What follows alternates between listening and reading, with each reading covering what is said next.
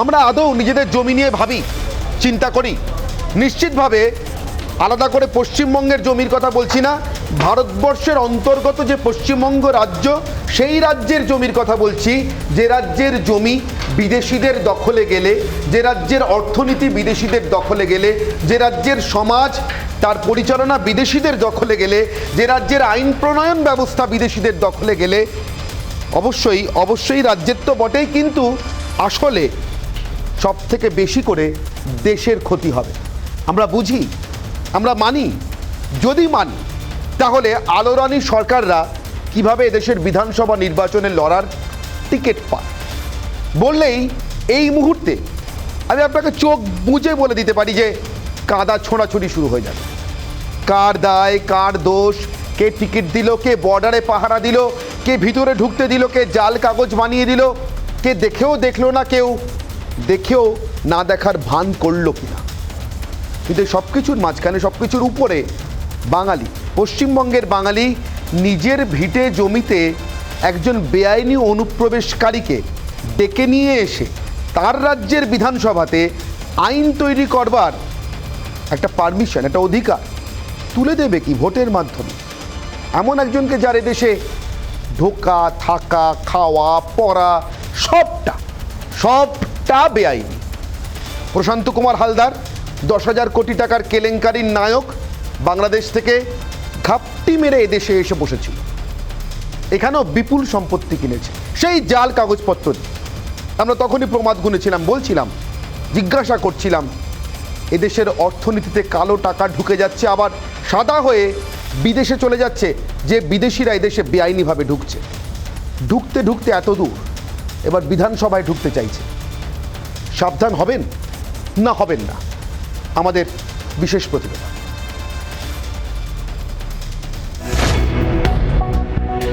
নাম আলোরানী সরকার, নাগরিক বাংলাদেশ, প্রতিদ্বন্দ্বিতা বিধানসভা নির্বাচন 2021, কেন্দ্র বনগাঁ দক্ষিণ, দল তৃণমূল কংগ্রেস।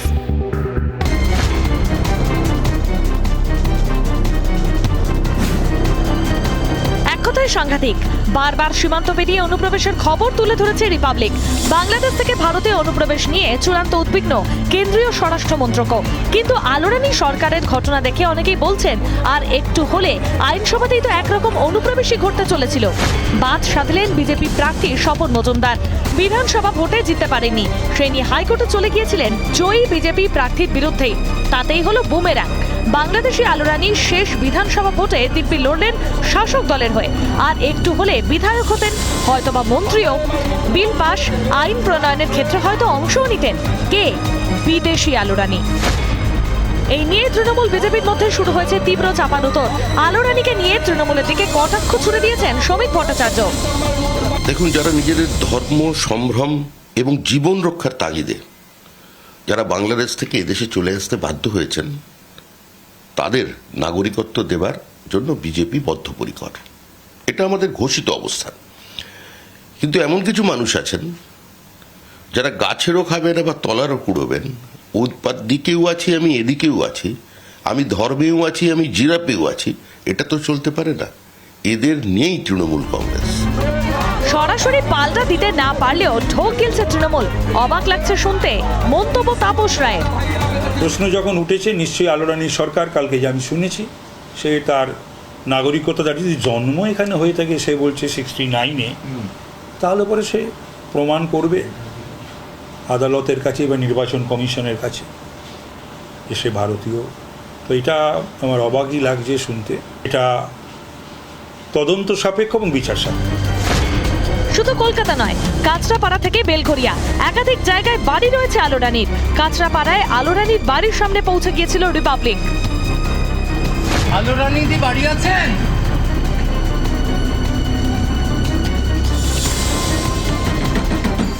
আলোরানীদি বনগাঁ থেকে দাঁড়ালেও কাঁচরাপাড়ায় তো রাজনীতি অবশ্যই অনেকে। কতদিন? তাও 15 বছর, ম্যাক্সিমাম 15-16 বছর। 15 বছর কাঁচরাপাড়া উঠতেই হবে, 15 বছরের বেশি হবে। 15 বছর বেশি কাঁচরাপাড়াতেই রাজনীতি করছেন। এই যে বাড়িটা, এটা কি নতুন বাড়ি? হ্যাঁ, এটা নতুন বানাচ্ছে। আর এর আগে কাঁচরাপাড়ায় কোথায় থাকতো? কাঁচরাপাড়া যে আমাদের যে এক্সপ্রেস বাজারের ওখানে একটা গেঞ্জি ফ্যাক্টরি ছিল, ওখানে থাকে। ওখানে থাকতেন? তারপরে কোথায় থাকতে জানতাম না। এখন কোথায় থাকেন? এখন ওখানে থাকেন না এখানে থাকেন? ওখানেই থাকে ম্যাক্সিমাম। নির্বাচনের মনোনয়ন দেওয়ার সময়ও নাম ছিল বাংলাদেশের ভোটার তালিকায়। দ্বৈত নাগরিকত্ব ভারতে বৈধ নয়, তাই আলো রানীর অভিযোগই অপ্রাসঙ্গিক বলে জানিয়ে দেয় আদালত। 2019-এর লোকসভা ভোটে দুই বিদেশি তারকা নূর গাজী এবং ফিরদৌসকে প্রচারে নামিয়েছিল তৃণমূল। শুরু হয় জোর বিতর্ক। ফিরদৌসের পাসপোর্ট পর্যন্ত কালো তালিকাভুক্ত করা হয়। সেখানে একজন বাংলাদেশি নাগরিক সরাসরি লড়তে সুযোগ পেয়ে গেলেন বিধানসভা নির্বাচনে। এক প্রকার বরাত জোরেই বাঁচলেন রাজ্যবাসী ও দেশবাসী। রিপাবলিক বাংলা। আর এ নিয়ে আজকের বিতর্ক, আর সেই বিতর্কে আমার সঙ্গে উপস্থিত অতিথিদের সঙ্গে আপনাদের পরিচয় করে দিয়ে আমার সঙ্গে কারা কারা উপস্থিত রয়েছেন বিজেপি মুখপাত্র দেবজিৎ সরকার, আমার সঙ্গে উপস্থিত রয়েছেন শান্তনু সেন তৃণমূল কংগ্রেস মুখপাত্র ডক্টর শান্তনু সেন, আমার সঙ্গে রয়েছেন তাপস সিনহা সিপিএম নেতা, এবং আমার সঙ্গে রয়েছেন চন্দন ঘোষ দস্তিদার কংগ্রেস মুখপাত্র। প্রত্যেকের সঙ্গে আলোচনায় আসবো আপনাদের সঙ্গে। তার আগে আজকের বিতর্কের মূল প্রশ্নগুলো আমার অগ্নিবাণ এক।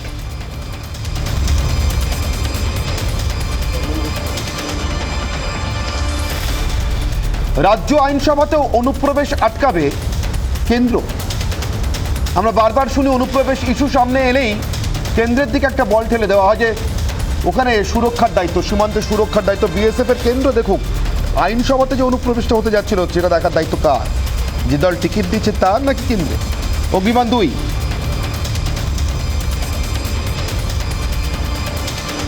দলের সিএ বিরোধিতার নেপথ্যে থেকেই আলো রানীরাই, তার জন্যই তৃণমূল এত জোর গলায় সিএ এর বিরোধিতা করে। অগ্নিবাণ তিন,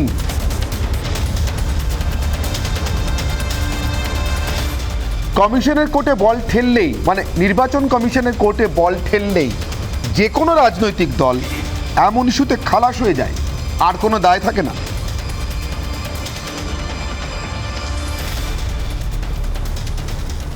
আমি শুরুতে একটু শুধরে নিই, কংগ্রেস মুখপাত্র চন্দনবাবুর নামটা কোথায় আমি সম্ভবত ভুল বলেছিলাম, চন্দন ঘোষ চৌধুরী আমার সঙ্গে রয়েছেন।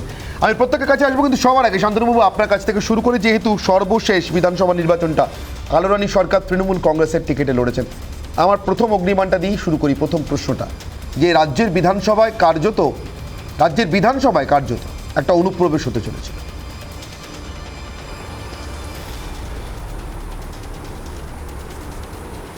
দেখুন, প্রথমে আমি বলি, আপনি খাল কেটে কুমিরানা বলুন, বা চালনির ছুঁচের বিচার বলুন, বা কাচের ঘরে বসে ঢিল ছোড়াই বলুন, এই তিনটি কাজই বিজেপি করতে গিয়ে আজকে তাদের মুখ পোড়ালো।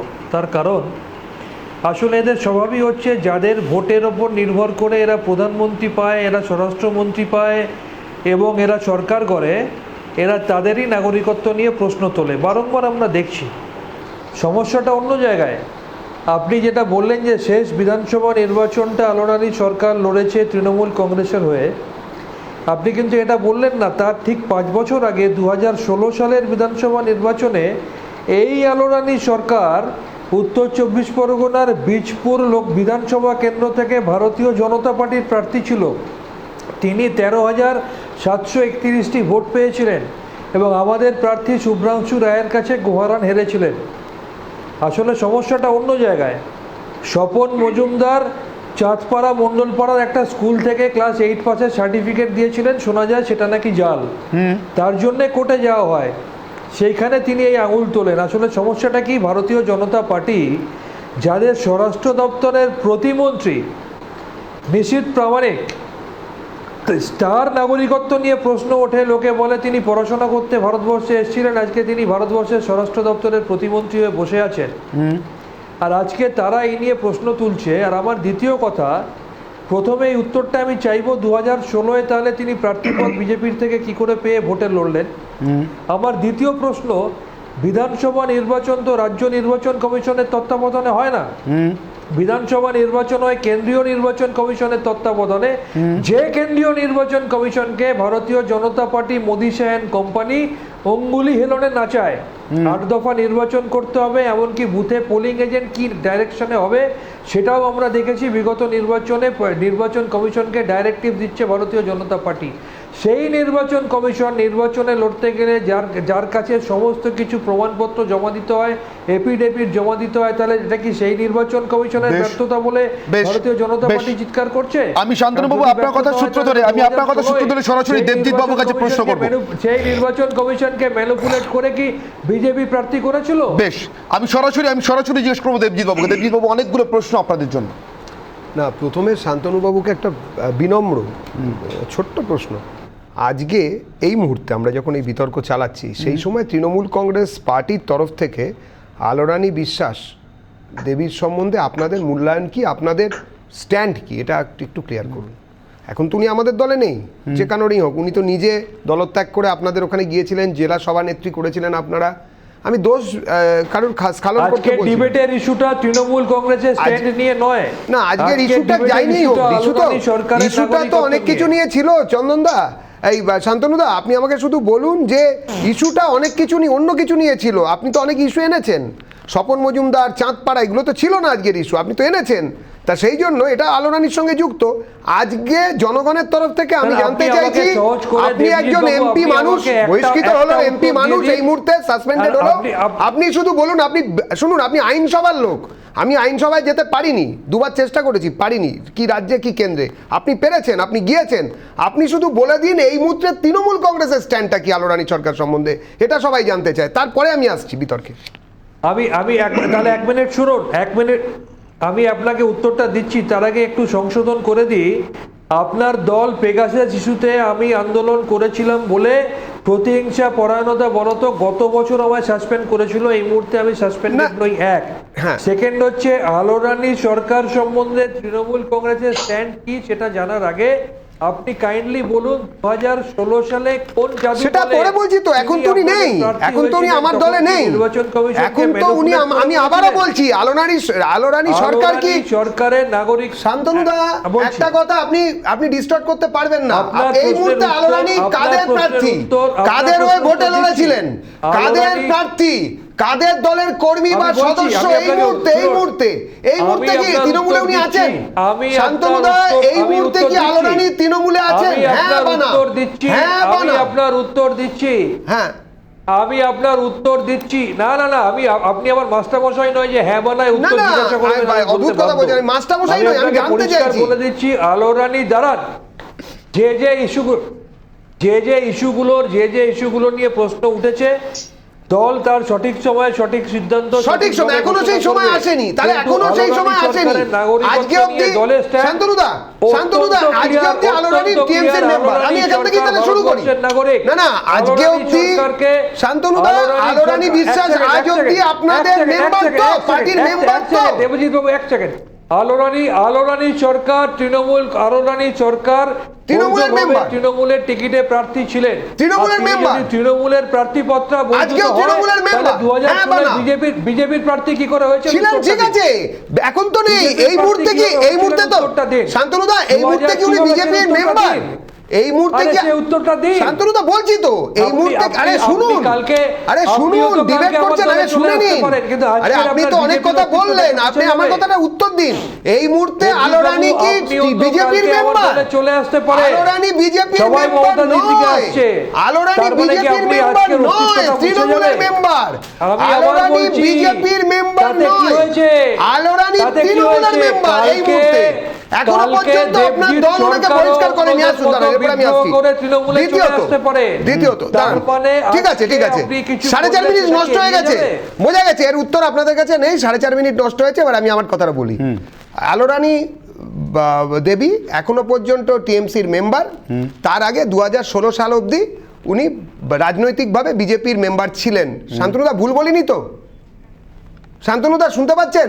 2016 অবধি বিজেপির মেম্বার ছিলেন, বিজেপির মেম্বার ছিলেন, এখন উনি টিএমসির মেম্বার। এরপরে বলি, এইবারে বলি, দাঁড়ান, হ্যাঁ, দলীয় প্রার্থী ছিলেন বীজপুরে, আমি জানি। আরে বাবা, আমিও তো ছিলাম তখন, আমি জানি, মনে করিয়ে দিতে হবে না।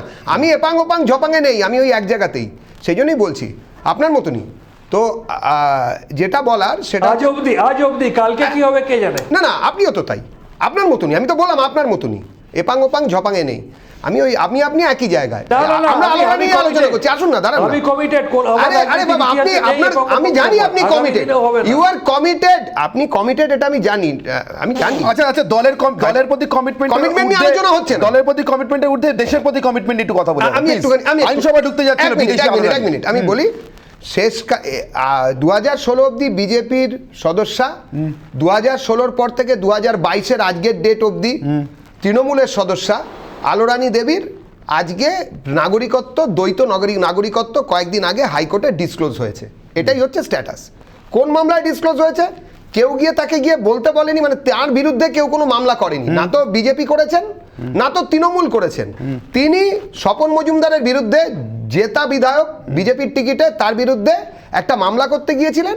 সেখান থেকে এফিডেভিট, কাউন্টার এফিডেভিটে সেখানে বেরিয়েছে যে তিনি দ্বৈত নাগরিকত্বের অধিকারিণী। সেই জন্য মহামান্য আদালত একটা নির্দেশ দিয়েছেন, না তো বিজেপির ওপরে দিয়েছেন না তৃণমূলের ওপরে দিয়েছে। তিনি নির্দেশ দিয়েছেন, আদালত নির্দেশ দিয়েছেন কমিশনের ওপরে, ইলেকশন কমিশনের ওপরে। আমি এবারে বলতে চাই শুধু দুটো কথা। দেখুন, দ্বৈত নাগরিকত্ব ভারতবর্ষে অ্যালাউড নয়, প্রথমত। দ্বিতীয়ত, নাগরিকত্ব বিষয়টাই সিএএ অর্থাৎ সিটিজেনশিপ অ্যাক্ট, যেটা পরে সিটিজেনশিপ অ্যামেন্ডমেন্ট অ্যাক্ট হয়েছিল, সেটা, এবং এনআরসি আমরা যেটাকে চেয়েছি বারবার, সেটা এসেছে। এটা তো আমাদের ঘোষিত নীতি। আমরা তো কোনোদিন মুখোশের আড়ালে যাইনি। আমরা তো কোনোদিন কোনো এই ধরনের বিলকে পাস করাবো না বলে তারপরে যাতে আমরা না থাকি, থাকলে যাতে বিলটা পাস করতে রাজ্যসভায় সুবিধা হয়। আলোরানীকে আপনারা দল থেকে বাদ দিলেন কেন? আমি বলি আলোরানীকে আমরা দল থেকে বাদ দিইনি। আমরা আলোরানীকে দল থেকে বাদ দিইনি। উনি নিজে স্বেচ্ছায় উনি দল ত্যাগ করেছিলেন। সাংগঠনিক ওনার কোনো অসুবিধা, ডিসপিউটেড। তখন জানতেন আলোরানী বিদেশি? কি করে জানবো? না তো আমি বলছি তো, আমিও জানতাম না। আমি আবারও বলছি, আমিও জানতাম না যখন উনি আমাদের দলে এসেছিলেন তিনি বিদেশি। আমি গ্যারান্টি দিয়ে বলতে পারি শান্তনু বাবুরাও বোধহয় জানতেন না, বোধহয় জানতেন না, শান্তনু বাবুরাও তাই বলবেন। কিন্তু জানাজানি হয়ে যাবার পরে, তারপরে এখনো 72 ঘন্টা কেটে গেছে, শান্তনুবাবু বলেছেন বা ডাক্তারবাবু এই কথা বলেছেন যে সঠিক সময়ে সঠিক ডিসিশন নেবেন দল। এখনো সেই সঠিক সময়টা আসেনি, 72 ঘন্টা পরে। আমি এটাই মনে করাচ্ছি, আমি আর কোনো ডিসপিউটে নেই। শান্তনুদা দাঁড়ান। দ্বিতীয়ত, আমি আবারও বলছি, শান্তনুদা এখন অ্যাক্টিং আইনসভায় আছেন, এবং আইন ওখানে তৈরি হয়। ওখানে ঢুকে পড়া মানে হচ্ছে আইন তৈরি করার জায়গা, সে কেন্দ্রের হোক বা রাজ্যের হোক। দেখুন, এই ব্যাপারটা তো আমরা বলিনি সিএএ চাই, নাগরিকত্বের অধিকার আমরা বলিনি, দেশভাগের পর থেকে নাগরিকত্ব চাই।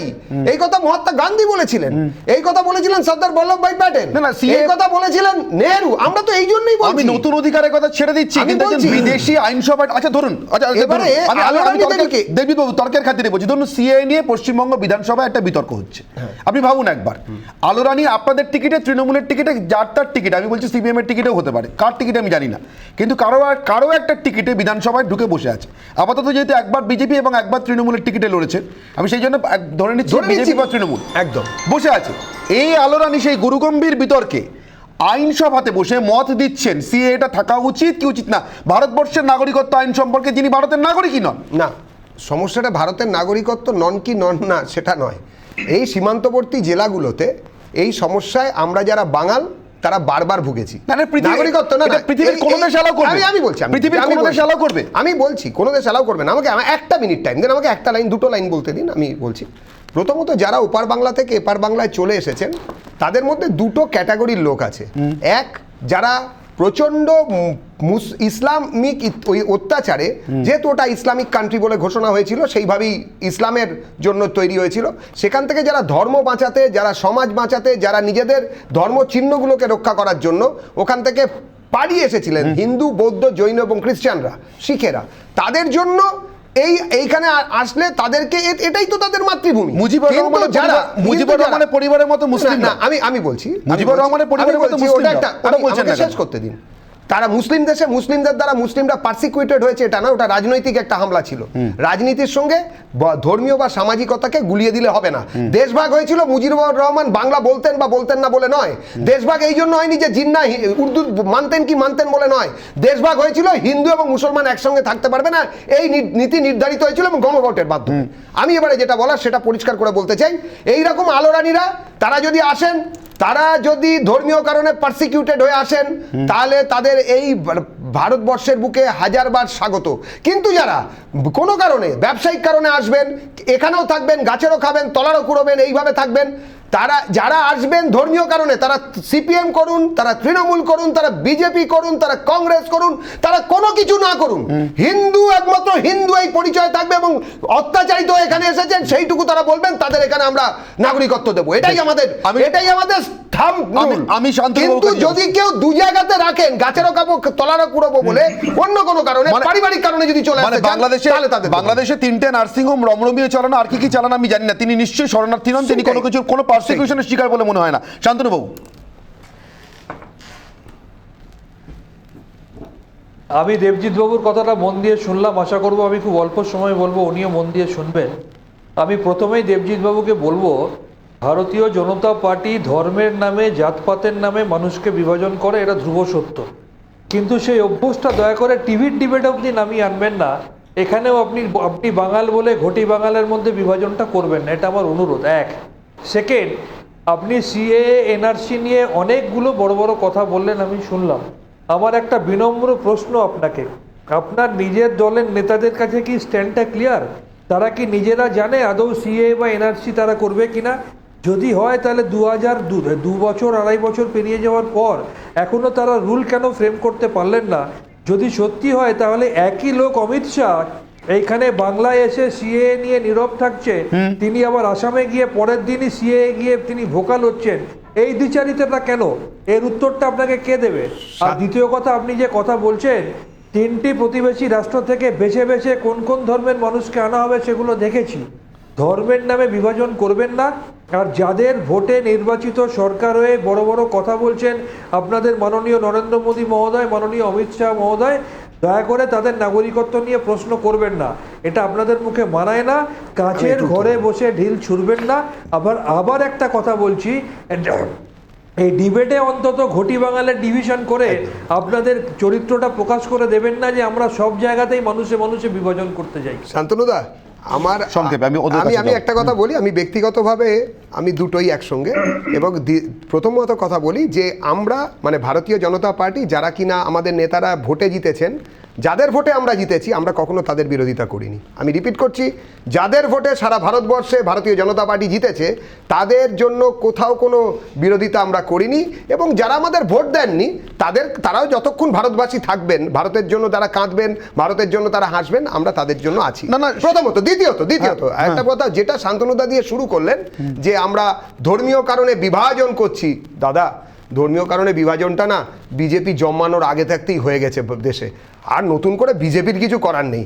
এখন যাতে আবার ধর্মীয় কারণে না দেশ বিভাজিত হয়, এই যেমন আপনারা এই মৌলবীদের ভাতা টাতা দিচ্ছেন, অন্যদিকে পুরোহিতদেরও ভাতা দিতে দৌড়াচ্ছেন, এইসব কারণে যাতে আর না বিভাজিত হয়, যাতে পাবলিক এক্সচেকারের টাকায় অ্যাসোসিয়েশন পোষার বাড়ি আর কেউ না করে, ওটা আবার ধর্মীয় কারণ হচ্ছে না। এইগুলো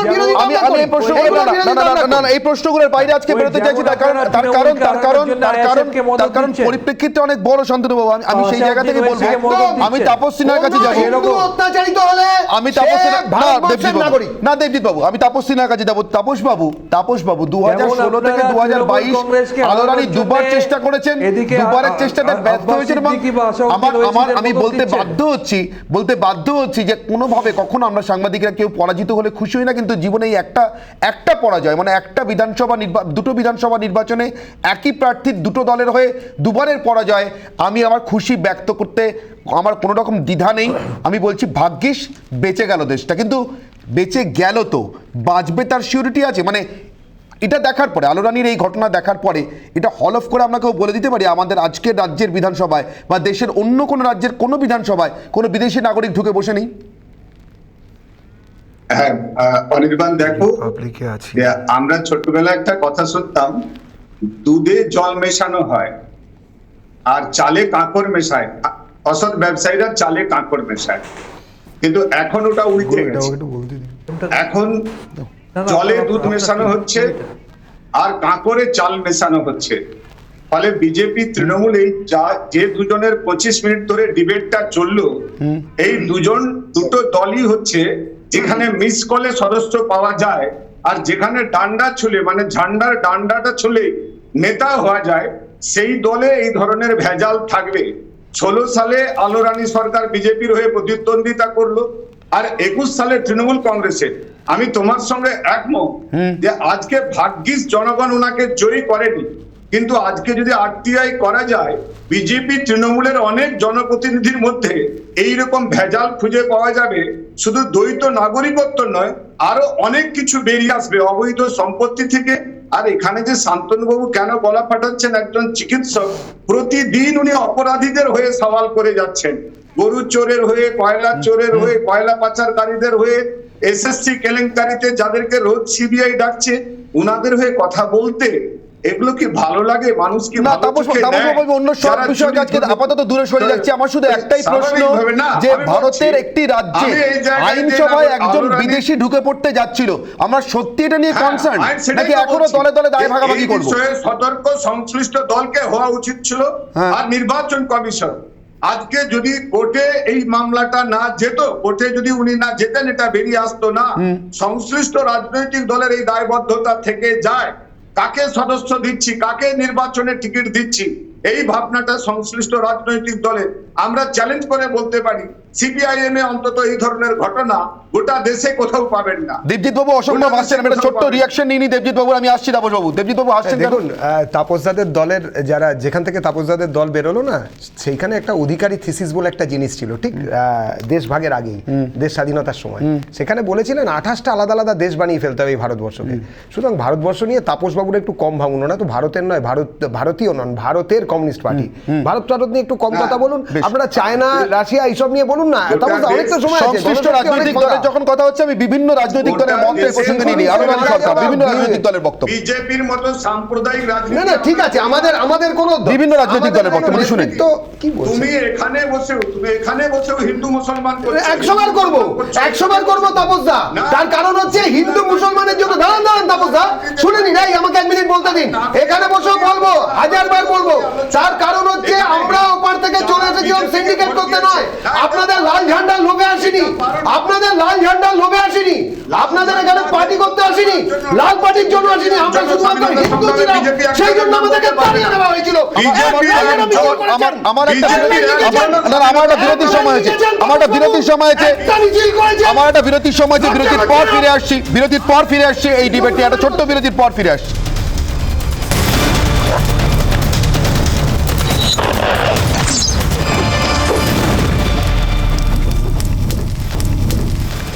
আমি বিরতিতে যাওয়ার আগে বলছিলাম, যখন সংশ্লিষ্ট রাজনৈতিক দল মতের কথা আসছে, তখন বিভিন্ন দল বিভিন্ন মত। তারা কি বলছেন আলো রানী সরকারের এই এপিসোড নিয়ে? অধীর রঞ্জন চৌধুরী, সুজন চক্রবর্তী, জয়প্রকাশ মজুমদার, শুনে নি কি বলছেন।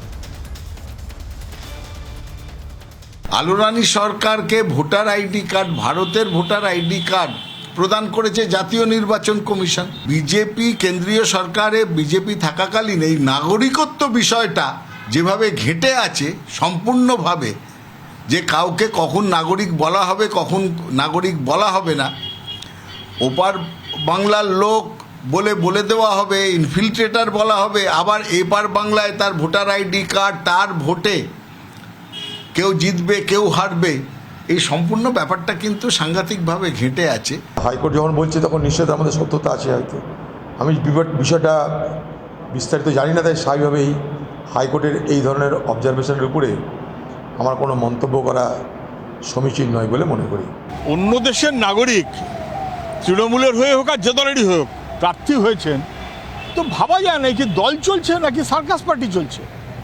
আমি শুধু মনে করিয়ে দেব, তৃণমূলের নেত্রী কিন্তু অনুপ্রবেশ করে যেভাবে বাজার গরম করেছিলেন বাংলার মানুষের বিরুদ্ধে, তার সঙ্গে এখন ভিনদেশের নাগরিককে প্রার্থী করার মধ্য দিয়ে আসলে তো অমিত শাহ নরেন্দ্র মোদীর হাতকেই শক্ত করছেন। মুখ্যমন্ত্রীকে উত্তর দিতে বলুন, এই উত্তর মুখ্যমন্ত্রী দেবেন। আমি সরাসরি শান্তনুবাবু আপনার কাছে একবার আসবো, তার কারণ আঙুলটা বারবার করে আপনাদের দিকে উঠছে। জয়প্রকাশবাবু যে প্রশ্নটা রেখেছেন কেন্দ্রীয় নির্বাচন কমিশন নিয়ে, আমি নিশ্চিতভাবে সেই বিষয় নিয়েও বিতর্কে আসবো, কিন্তু আগে আপনাদের দায়টুকু সম্পর্কে একবার শুনে নিই। আপনাদের কোনো দায় ছিল কি না, বা আছে কি না, শান্তনুবাবু? আপনি আমাকে একটা কথা বলুন না, তৃণমূল কংগ্রেসের দায়টা কোথায়?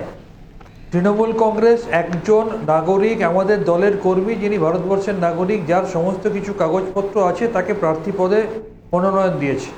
সেই মনোনয়ন নিয়ে তিনি ফর্ম এ ফর্ম বি জমা দিয়ে কেন্দ্রীয় নির্বাচন কমিশনের সমস্ত প্রফর্মা ফিল আপ করে তিনি সেখানে ক্যান্ডিডেচার ফিল আপ করেছেন।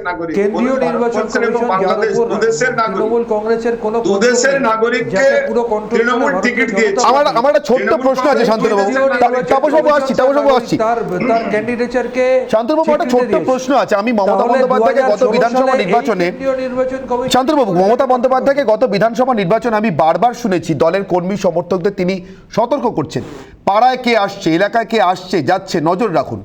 এখন এটা যদি মমতা বন্দ্যোপাধ্যায়ের সতর্কবার্তা হয় তাহলে কি তৃণমূল কংগ্রেস কর্মী সমর্থকরা বা যে পদ্ধতির মধ্যে দিয়ে দলে একজন টিকিট পাচ্ছেন সেই পদ্ধতি এই সতর্কবার্তাকে অগ্রাহ্য করছে?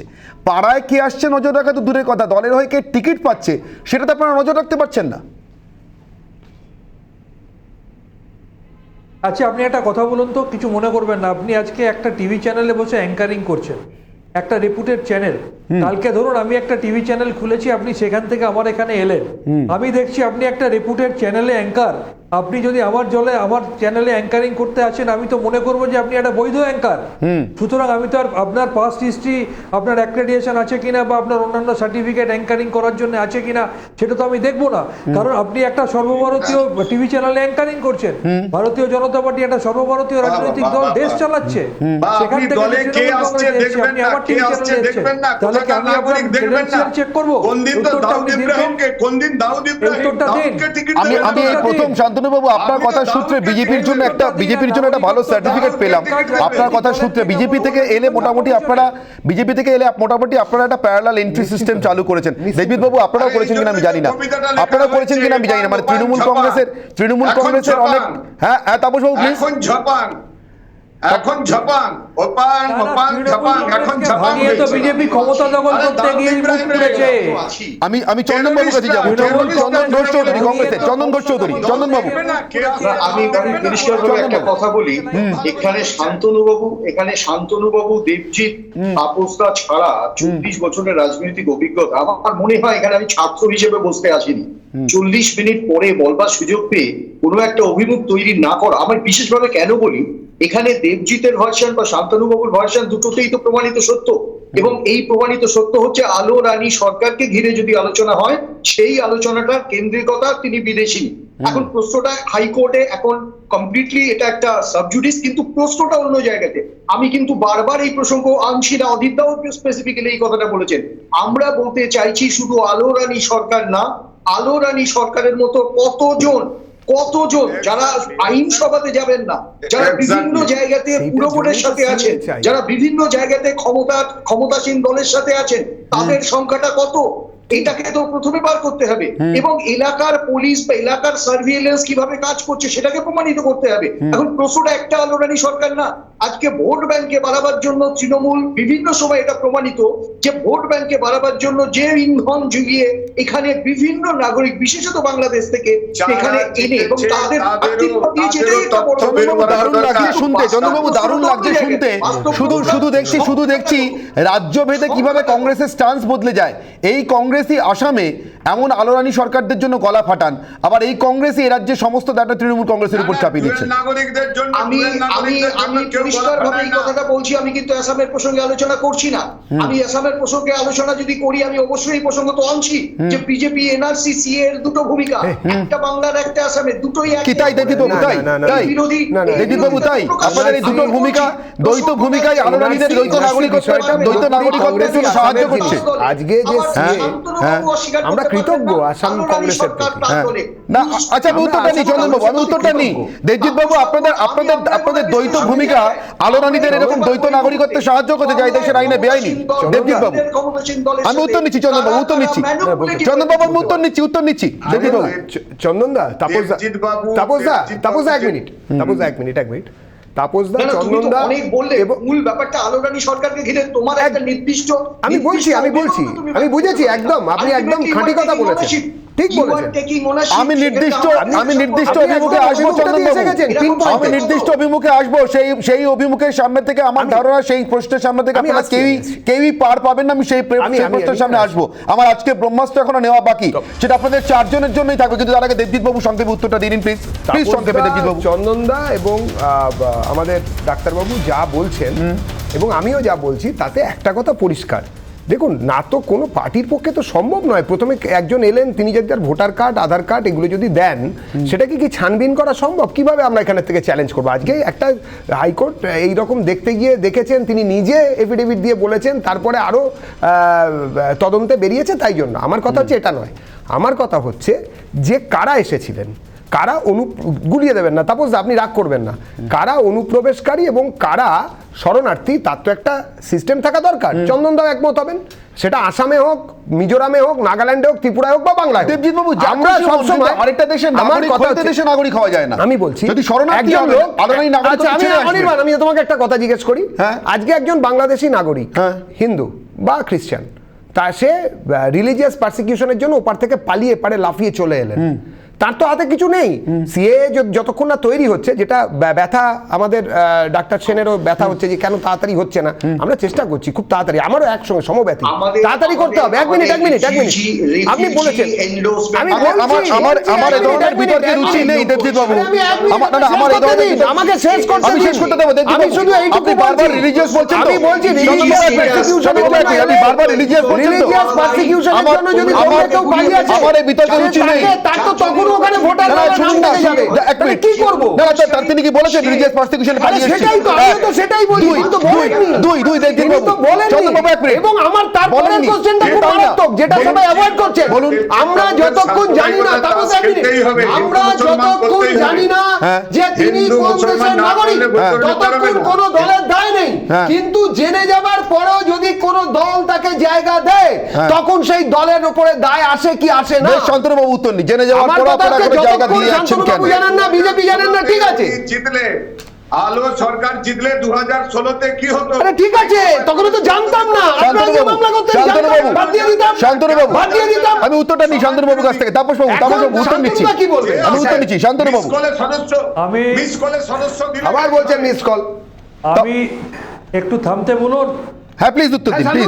আরে একটু থামতে বলুন, বলুন।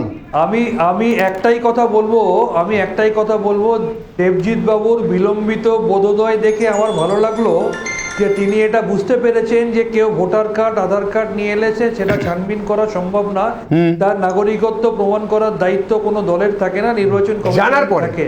আমার প্রশ্ন দেবজিৎ বাবুকে, আমার প্রশ্ন আপনার কাছে, যে হাইকোর্ট রায় দিয়ে দেওয়ার পরে আপনারা কি তাকে এখনো দলে রেখেছেন? শেষ হয়নি, আমার কথাটা শেষ হয়নি, মাঝখানে বলবেন না প্লিজ। না আপনি দূর থেকে বলছেন, শুনতে পাচ্ছেন না প্লিজ, আপনি দূর থেকে বলছেন, আমি আপনাকে ইন্টারাপ্ট করছি না শান্তনুদা, আমার প্রশ্নটা আপনাকে বলছি, শুনতে পাচ্ছি আপনাকে, আপনি শুনতে পাচ্ছেন তো? যে থেকে বললেও আমার দুটো কান পরিষ্কার। হ্যাঁ, আমি যেটা বলতে চাইছি, জানার পরেও আপনারা কি তাকে দলে রেখেছেন? এই মুহূর্তে আলোরানী কি আপনাদের দলের মেম্বার? এটাই তো প্রশ্ন। কালা নই। আচ্ছা উত্তরটা নি। আমি কালা নই, আপনি চুপ করে শুনুন একটু। আমার আলোরানী উত্তর নিচ্ছি। আবার তার আগে আমার কথাটা বলুন। তাহলে কোন অধিকার বলে লোডশেডিং করে যেটা আপনার দলের বিরোধী দলনেতা এপাং ওপাং, আপনার ভাষায় এপাং ওপাং ঝপাং করে যাওয়া নেতা, কোন অধিকারে বলে যে এই কারণে তৃণমূল কংগ্রেসের রেজিস্ট্রেশন বাতিল করতে হবে? কে বলেছে? তাহলে তো সবার আগে ভারতীয় জনতা পার্টি তাকে প্রার্থীপদ দিয়েছিল। কারা বলছে? আমি বুঝতে না, কিন্তু আগে দলের সদস্যপদ বাতিল করেছে কিনা আলোরানী, সেটাই তো বুঝতে পারছি না। এই মুহূর্তে আলোরানী টিএমসি মেম্বার, আপনাদের বিতর্ক শুনলাম, আমি এতক্ষণ ধরে বিতর্ক শুনলাম তো। আচ্ছা বেশ, অনিল জানা আমার সঙ্গে প্রাক্তন পুলিশ কর্তা আলোচনায় যোগ দিচ্ছেন, আমি অনিল বাবু আপনার কাছে আসবো, কিন্তু আপনাদের সঙ্গে এতক্ষণ বিতর্ক করার পরে আমার মনে যে মূল প্রশ্নটা এসছে, অভিমুখের কথা বলছিলেন চন্দনবাবু, আমি অভিমুখের কথায় আসছি। আমার আজকের প্রধান প্রশ্ন, আমার আজকের ব্রহ্মাস্ত্র, অনুপ্রবেশ নিয়ে এত কথা হয়, এত দায় ঠেলাঠেলি হয়। আচ্ছা, বাংলার জমিটা যে ভারতেরই জমি, এটা আমাদের সকলের মনে আছে তো? বাংলার জমিটা যে ভারতের জমি, এটা মনে আছে তো সকলের? এক এক করে প্রত্যেকের কাছে প্রশ্ন করবো। দেবজিৎ বাবু আপনাদের কাছ থেকে শুরু করি, তার কারণ ভারতবর্ষের দায়িত্বে এই মুহূর্তে, ক্ষমতা এই মুহূর্তে আপনারা আছেন। বাংলার জমি পাহারা দেওয়া মানে ভারতের জমি পাহারা দেওয়া, আপনাদের মনে আছে তো? বাংলার জমি পাহারা দেওয়া মানে ভারতের জমি পাহারা দেওয়া, এবং ভারতের মানুষকে পাহারা দেওয়া, শুধু জমি নয়। এবং ভারতবর্ষের মানুষ হিসেবে না, জমিটা বললাম একটা কারণ আছে, একটা কারণ আছে। বলছি, তাহলে আমি আমি আমি আমি আমি একটু বলবো ক্লক টাইমারটা অফ করতে দেবজিৎ বাবু, বলে দিই কারণটা খুব স্পষ্ট। কালকে আমার একটি ফেসবুক পোস্ট এই সংক্রান্ত, তাতে একজন বন্ধু জিজ্ঞাসা করেছিলেন, তাকে যে উত্তরটা দিয়েছিলাম সেটাই আপনাকে বলছি, আপনাদের সকলের জন্য বলছি। আজ থেকে 75 বছর আগে বাংলাদেশের ঢাকা শহরে এরকম সন্ধ্যেবেলায় এরকম চায়ের কাপ হাতে নিয়ে মানুষ এমন তর্ক করতেন, আর তখন দেশটা ভাগ হতে পারে এটা বললে কেউ হাসতেন, যে বলছে তার মানসিক সুস্থতা নিয়ে প্রশ্ন তুলতেন। যারা এটা করতেন তাদের পরবর্তী বা তার পরবর্তী জেনারেশন এখন দাদুর একটা দেশ আসিল এই কথাটা শুনে, oh what a crazy thing and how amazing it was, এটা বলে এপারে বার্গার কামড়াতে কামড়াতে সন্ধ্যেবেলা কফির কাপে চুমুক দেন। দেবজিৎ, আমি তো বলছি, মনে আছে তো জমিটার জন্য জমিটা খুব জরুরি, নালে আজ থেকে 50 বছর পর পাটনায় গিয়ে আলোচনা করতে হবে টিভি ডিবেটে। আমি তো সেটাই বলছি, এই 5 থেকে 50 বছর পরে যাতে পাটনায় না যেতে হয় সেই জন্য অনুপ্রবেশকারী এবং শরণার্থীর মধ্যে ফারাক থাকা জরুরি। জমি পাহারা দেওয়া মানে একটা ভারত একটা কোনো জমি খণ্ড নয়, একটা আবেগ। কোনো দেশই সেটা একটা শুধু জমিখণ্ড, আপনাকে একটা জমিখণ্ড দিলাম, 4টে বাড়ি থেকে 4টে লোক এনে দিয়ে দিলাম, সঙ্গে সঙ্গে সেটা একটা দেশ হয়ে গেল, এরকমভাবে হবে না। যারা অধিকারী থিসিসের কথা বলেছিলেন তারা আজকে মানুষের দ্বারা পরিত্যক্ত। যারা বলেছিলেন কিনা যে ভারত তেরে টুকরে হোঙ্গে ইনশাল্লাহ ইনশাল্লাহ, তাদের শুধু এখন ভারত সরকার নয়, একটা প্যারাডিম চেঞ্জ হয়ে গেছে 2014 পর থেকে, সমাজ তাদের কোণঠাসা করে রেখেছে। যারা কিনা প্রতি ক্ষেত্রে ভারতবর্ষের বিরোধিতাকেই একমাত্র তাদের আয়টা করে তুলেছিলেন যে ওটাকেই করতে হবে, নইলে তা প্রগতিশীলতা নেই, তাদেরকে আজকে অন্য জায়গায় গিয়ে দাঁড়াতে হয়েছে।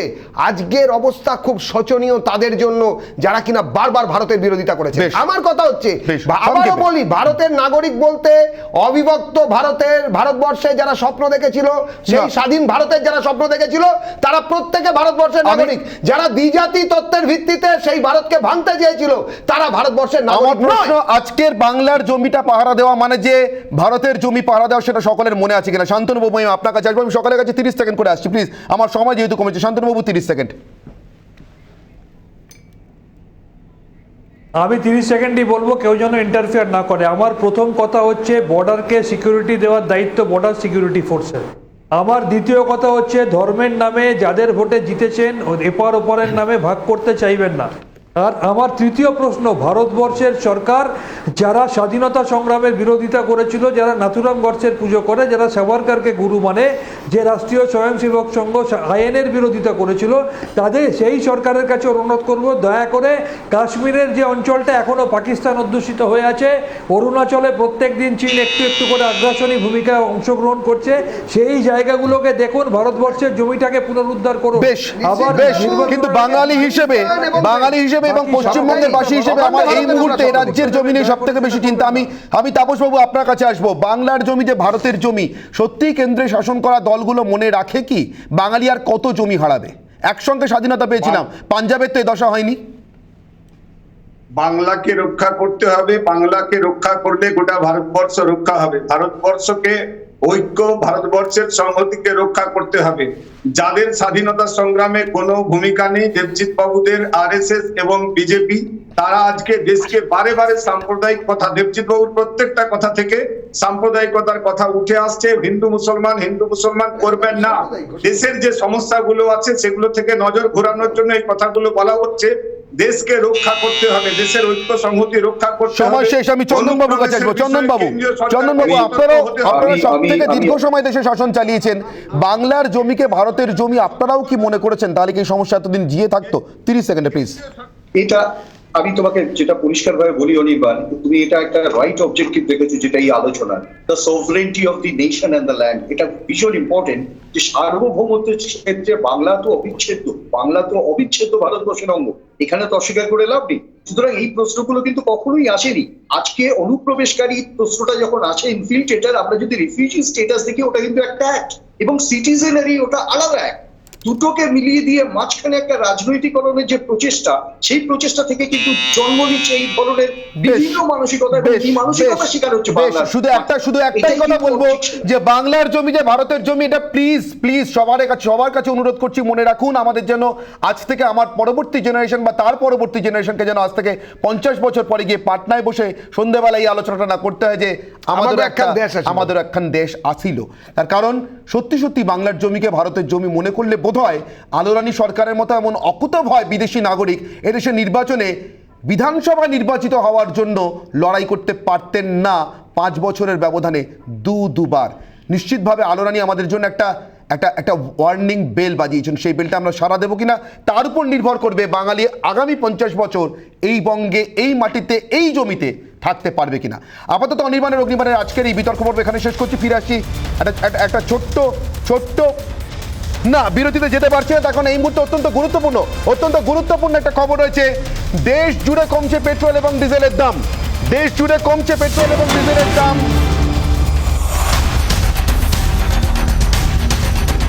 দেশ জুড়ে কমছে পেট্রোল এবং ডিজেলের দাম। বড় ঘোষণা কেন্দ্র সরকারের, কমছে পেট্রোল এবং ডিজেলের দাম এবং 9.5 টাকা লিটার প্রতি কমছে পেট্রোলের দাম। ডিজেলের দাম কমছে 7 টাকা।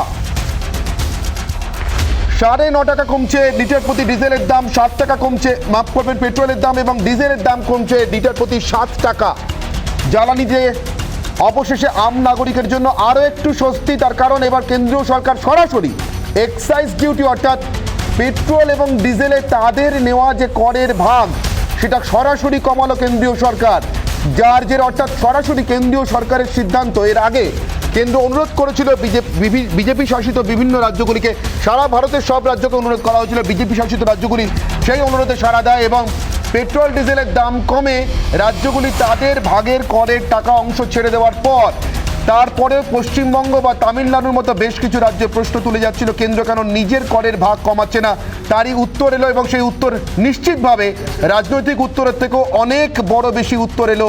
গ্যাসের সিলিন্ডারও 200 টাকা ভর্তুকি ঘোষণা কেন্দ্রীয় সরকারের, অর্থাৎ আম আদমির জন্য পেট্রোল ডিজেল এবং রান্নার গ্যাসে স্বস্তি কেন্দ্রীয় সরকারের নিজের করের ভাগ থেকে টাকা ছেড়ে দিয়ে। একটা ছোট্ট বিরতির সময় ছিল, বলছিলাম আপনাদের বিরতির পর ফিরে আসছি রিপাবলিক বাংলায়।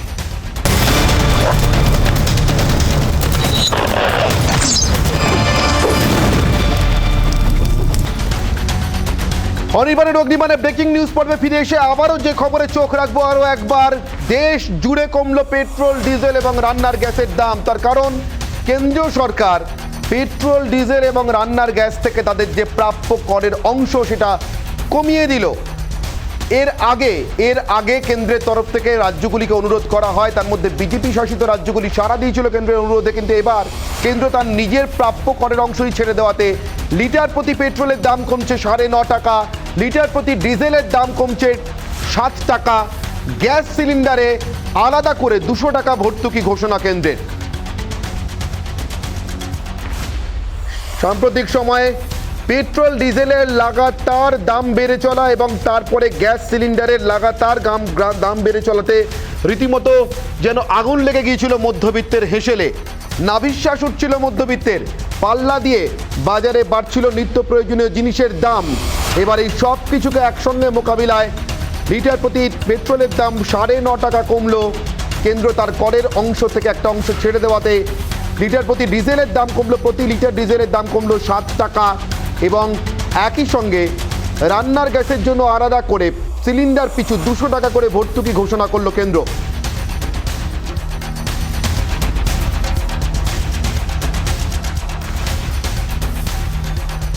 এই মুহূর্তে দেখাবো দেশের অর্থমন্ত্রী নির্মলা সীতারামনের টুইট।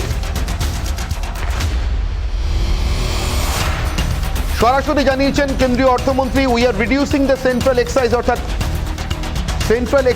কেন্দ্রীয় করের যে ভাগ, রাজস্বের যে ভাগ on petrol by 8 per litre এবং on diesel by 6 per litre, অর্থাৎ পেট্রোলে 8 টাকা তার করের অংশ ছেড়ে দিল সেন্ট্রাল বা কেন্দ্র সরকার এবং ডিজেলে ছেড়ে দিল 6 টাকা প্রতি লিটারে এবং তার ফলে কার্যত দাম কমে দাঁড়ালো প্রতি লিটার। পেট্রোলে 9.5 টাকা দাম কমলো এবং ডিজেলে দাম কমলো 7 টাকা প্রতি লিটারে। এর ফলে 1 লক্ষ কোটি টাকা বছরে 1 লক্ষ কোটি টাকা রাজস্ব আদায় কম হবে। তা সত্ত্বেও এই সিদ্ধান্ত নিল কেন্দ্র। আমাদের প্রতিনিধি সৌমেন রয়েছেন নিউজ রুম থেকে। সৌমেন, বিরাট বড় ঘোষণা কেন্দ্রের আম নাগরিকের স্বস্তির জন্য। নিঃসন্দেহে সাম্প্রতিককালে বিগত কয়েক মাসে যেভাবে পেট্রোল ডিজেলের দাম বাড়ছে এবং সম্প্রতি 1000 টাকা দাম ছাড়িয়ে গিয়েছিল সিলিন্ডারের ক্ষেত্রে, কেন্দ্র সরকার ভাবনা চিন্তা করছিল যে পেট্রোল ডিজেলের দামটা না কমালে পরে সাধারণ মানুষের সমস্যা হচ্ছে। গ্যাসের দাম কমে যাওয়াতে গোটা দেশ জুড়ে আন্দোলন শুরু হয়েছে। সেই জায়গা থেকে দাঁড়িয়ে কেন্দ্র সরকার আজ পেট্রোলে 9.5 টাকা এবং ডিজেলে 7 টাকা দাম কমিয়েছে। 200 টাকা উজ্জ্বলা গ্যাস যে পরিকল্পনা রয়েছে কেন্দ্রে, সেখানে 200 টাকা সাবসিডি দিচ্ছে কেন্দ্র সরকার। বিরোধীরা ইতিমধ্যে দাবি করতে শুরু করে দিয়েছে লাগাতার লাগাতার তারা যে আন্দোলন করছিল, এটা বিরোধীদের চাপের ফল। বিরোধীদের চাপের কাছে শেষ পর্যন্ত কেন্দ্র সরকার মাথা নত করতে বাধ্য হয়েছে। কারণটা যাই হোক, কিন্তু আম আদমির কাছে স্বস্তির বিষয় অনির্বাণ। আরও একবার বলছি, পেট্রোলে 9.5 টাকা, ডিজেলে 7 টাকা, উজ্জ্বলা গ্যাস যোজনার ক্ষেত্রে 200 টাকা সাবসিডি দিচ্ছে কেন্দ্র সরকার।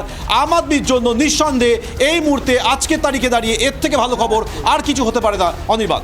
একেবারে শোভন, একই সঙ্গে বেশ কিছুটা চাপ, একদিকে প্রশাসনিক চাপ বিজেপি শাসিত নয় এমন রাজ্যগুলোর উপর বাড়লো, তার কারণ আগের বার বিজেপি শাসিত রাজ্যগুলো করের ভাগ ছেড়ে দিয়েছিল, বিজেপি শাসিত নয় এমন রাজ্যগুলো ছাড়েনি। তার ফলে তাদের জন্য কিছুটা চাপ বাড়লো প্রশাসনিকভাবে নিজের করের ভাগ ছাড়বার জন্য, যার মধ্যে পশ্চিমবঙ্গ পড়ে। অবশ্যই অনির্বাণ, অবশ্যই বেশ কিছু রাজ্য করের ভাগ ছেড়েছিল, কিন্তু পশ্চিমবঙ্গ কেন কর ছাড়ছে না? এ রাজ্যে বিজেপি নেতৃত্ব বারবার একই প্রশ্ন তুলেছে, পশ্চিমবঙ্গ সরকার কেন নিজের করের ভাগ ছাড়ছে না? আজকে কেন্দ্র সরকার এই যে দামটা কমানোর পর খুব স্বাভাবিকভাবেই রাজ্য বিজেপি নেতৃত্ব পশ্চিমবঙ্গ সরকারের কাছে আগামীকাল থেকেই যে রাজনৈতিক চাপ তৈরি করবে, এটা বলাই বলো। শুধু পশ্চিমবঙ্গ নয়, দেশের একাধিক রাজ্য রয়েছে অনির্বাণ, তুমি জানো, যে রাজ্যগুলো করের ভাগ ছাড়েনি। কেন্দ্র সরকার আজকের এই পদক্ষেপ করে কার্যত তাদের উপরে একটা পরোক্ষ যে চাপ দিল তা বলার অপেক্ষা রাখে না। কিন্তু আবারও বলছি, আম আদমির জন্য আজকে নিঃসন্দেহে অত্যন্ত ভালো খবর। সিলিন্ডার হেসেলে আগুন লেগে গেছিল, 200 টাকা সাবসিডি দিচ্ছে কেন্দ্র সরকার, পেট্রোলে 9.5 টাকা। একেবারে আজ দুপুরের পর থেকে, আজ বিকেল থেকে বলা ভালো, কাল বৈশাখী এবং বৃষ্টির জেরে যে কিছুটা গরম থেকে স্বস্তি পেয়েছিলেন দক্ষিণবঙ্গবাসী এবং কলকাতাবাসী, সেই স্বস্তিকে আরও দীর্ঘায়িত করে এবার দেশ জুড়েই আম আদমির হেসেলে স্বস্তি। সেখানে তাপটা কিছুটা কমলো, উত্তাপ কিছুটা কমলো, মূল্যবৃদ্ধির উত্তাপ কমলো। অনির্বাণের অগ্নিমান এখানেই শেষ করছে। এরপর চোখ রাখুন সোজাসুজিতে, আজকে কথা হোক।